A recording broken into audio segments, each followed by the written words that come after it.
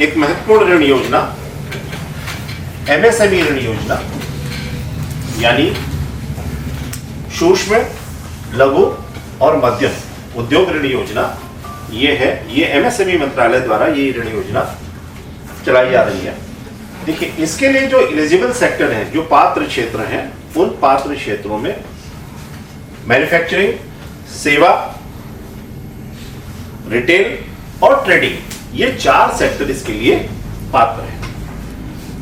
अब प्रश्न ये उठता है कि ये को हम कितना ऋण स्वीकृत कर सकते हैं। क्योंकि हम एक कोऑपरेटिव सेक्टर के बैंक हैं, तो नाबार्ड द्वारा 2008 में जो एक्सपोजर नॉर्म्स निर्धारित किए गए कोऑपरेटिव बैंकों के लिए, तो उसमें जो ए कैटेगरी के बैंक यानी कि कैमलसेक रेटिंग में जो नाबार्ड की रेटिंग होती है, उसकी जो ए कैटेगरी के बैंक हैं वो 60 लाख रुपए तक का ऋण स्वीकृत कर सकते हैं। तो जो ए कैटेगरी के बैंक हैं वो 60 लाख रुपए तक का ऋण, जो बी कैटेगरी के लोग हैं वो 40 लाख तक का, सी और डी कैटेगरी के लोग 30 तक का ऋण स्वीकृत कर सकते हैं। ये बात ध्यान रखनी है कि जो हम एमएसएमई सेक्टर में लोन बांटेंगे, ये एमएसएमई सेक्टर का ऋण सीजीटीएमएसई गारंटी से भी आच्छादित है। यानी कि अगर ग्राहक हमसे कहता है कि हम कोलेटरल सिक्योरिटी नहीं देंगे, हम क्रेडिट गारंटी लेंगे, तो आप क्रेडिट गारंटी के अंतर्गत ये ऋण उसको स्वीकृत कर सकते हैं। इसके लिए आवश्यक है कि आपके बैंक को सीजीटीएमएसई का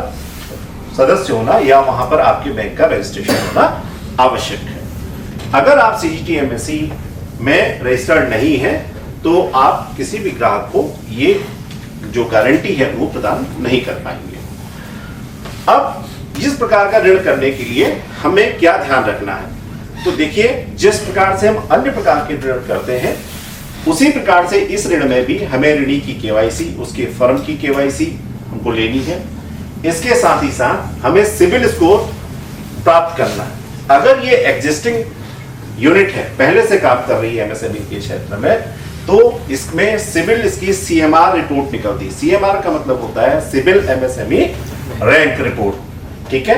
इसी प्रकार से फिर जो एक रिपोर्ट हमें लेनी है वो लेनी है फिट रैंक, यानी कि फाइनेंस, आय का, इनकम, ट्रेड रैंक, ठीक है। फिट रैंक भी सिविल रिपोर्ट के साथ ही निकलती। लेकिन अगर कोई कस्टमर नया है तो उसकी ये सीएमआर और फिट रैंक नहीं निकलेगी, तब उसकी एनटीसी रैंक निकलेगी।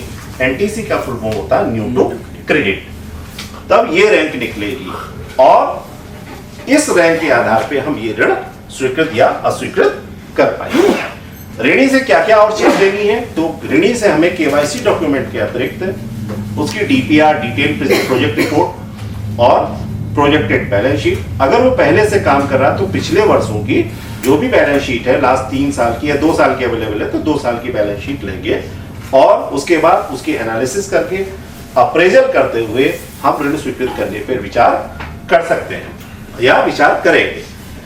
उसके बाद हमें जब ऋण को हम करेंगे तो हम जहां पर ये यूनिट लगने वाली है या लगी हुई है उसका भी हम विजिट करेंगे और जो सूचनाएं ग्राहक के द्वारा, ऋण लेने वाले व्यक्ति के द्वारा हमें उपलब्ध कराई गई हैं उनका हम मिलान करेंगे उसके डॉक्यूमेंट के आधार पे और वास्तविक तौर पर उसकी साइट पर जाके, उसकी यूनिट पर जाकर के अगर वो सारी चीजें सही है तो सीए से स्क्रूटनी रिपोर्ट लेकर के हम इस लोन को आगे डिस्बर्स कर देंगे, स्वीकृत करते हुए डिस्बर्स करेंगे। एमएसएमई ऋण योजना मैंने जैसे बताया कि सीजीटीएमएसई का जो गारंटी अवेलेबल है, उत्तर प्रदेश के कुछ जिले बैकवर्ड घोषित किए गए हैं यानी कि पिछड़े घोषित किए गए हैं, तो उनमें सीजीटीएमएसई की फीस कम चार्ज होती है, महिलाओं के लिए कम चार्ज होती है और एससी एसटी के लिए वो कम चार्ज करते हैं। इसके लिए सीजीटीएमएसई के पोर्टल पर जाकर के कस्टमर की पूरी डिटेल भरनी होगी और डिटेल भर करके वहां से एक चालान जनरेट होगा और चालान जनरेट होते ही